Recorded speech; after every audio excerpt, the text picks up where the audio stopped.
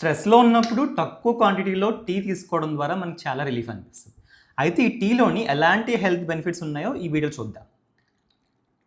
So, ఈ టీలో చాలా వరకు యాంటీ ఆక్సిడెంట్స్ ఉంటాయి.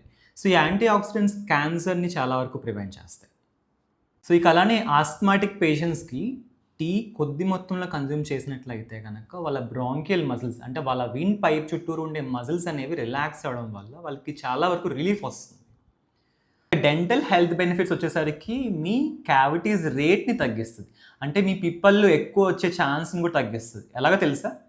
దీంట్లోని టానిన్స్ ఉంటాయి. సో, ఈ టానిన్స్ వల్ల మీ ఓరల్ పీహెచ్ అనేది కంట్రోల్ అవుతుంది. సో, కంప్లీట్‌లీ అసిడిక్ అవ్వకుండా అది న్యూట్రల్‌గా ఉండేటట్టు తీసుకొస్తది. సో, అలాగా మీ క్యావిటీస్‌ని ప్రివెంట్ చేస్తది.